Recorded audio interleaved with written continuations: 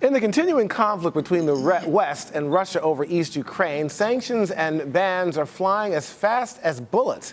The West has stepped up sanctions in response to the massive buildup of almost 20,000 Russian troops across the border. But Russia's President Putin is firing back with sanctions of his own. He's banning food imports of food from countries that have put sanctions on Russian commerce. Meanwhile, the Ukrainian military has been making progress in recapturing areas held by rebel separatists. There are now reports that the rebels in Donetsk are asking for a ceasefire, saying it's needed to avert a humanitarian catastrophe. Well, joining us again is Steve Acunto. He's Chancellor of the Consular Corps College. I've got to ask, doesn't the food ban actually hurt its own citizens? Well, it does, but what it must be taken into account is the fact that there are two levels of hurt. There are the people who have caviar, the plutocrats who support Putin and his regime, and then there are the people, the average masses, 80% of whom support Putin. In my opinion, it hurts them, but it hasn't. The caviar hasn't run out yet. On the one hand, on the other hand, you don't want to laugh about this stuff. No, but I understand exactly what you're saying. It is the truth. Yeah. And frankly, on the other side of the game, I think the people are still believing. I think the belief will be compromised unless some action follows this brinkmanship. Steve, here is this bear that's like just prowling right on the other side of the Ukrainian border. I'm talking about Russia and Putin. I guess how credible is the fear that Putin will use his offer of quote-unquote humanitarian aid to move the troops in East Ukraine?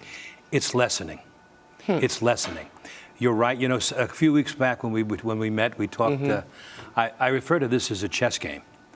Now what's happening is it's speed chess, and the stakes are way up. However, among the stakes are world stock market prices, and they have been fluctuating relative to the impact of this crisis. I would put it at maybe 30%, 33 1/3%, maybe up to 40% that he might act, but I don't think with Germany and England getting into the game now as they are, with NATO meeting next week, I don't think the same impetus is there for him to act. So what you're saying primarily is, if I'm reading you correctly, is that you think that there are higher prospects for a peaceful solution to this as opposed to any kind of military action by Russia at this point pouring troops over the border. Well, peaceful solution means that the game would be over and all the chess pieces put back. Here I think that the most likely outcome is a standing down, but standing nonetheless on the border. I don't think there'll be a move away from conflict. There'll just be a constant pot boiling, which puts pressure on the Ukraine. One misstep, and they're back. So I don't see a peaceful outcome. On the other hand, I don't see a war happening. Okay, when you say no peaceful outcome, are you talking about basically a battle between Russian separatists on Ukraine, or perhaps maybe Russia stepping in? Because I guess the question here is, what does Putin actually want? Boy, you know, I just got back from Kiev, and I was asked that question again. What do you think, as a consul, what do you feel he really wants? And I think the answer, you know, in the United States, in the 1800s, we had a doctrine called manifest destiny, which was the doctrine that said the United States naturally would occupy the continent. Well, after Perestroika and Glasnost, I think that feeling is still there. I think there's a feeling that there should be hegemony, what was the USSR.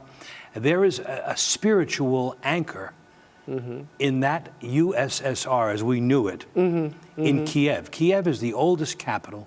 It is the spiritual center. It's like having Italy without Rome, or the United States you can't see it, without Washington, although I don't know if everybody would agree with me.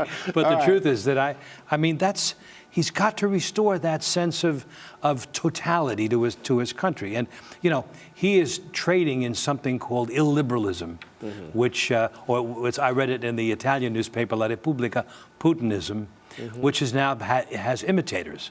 Viktor Orban of Hungary, this Erdogan in Turkey, they point to other countries as models of what they call non-Western democracies.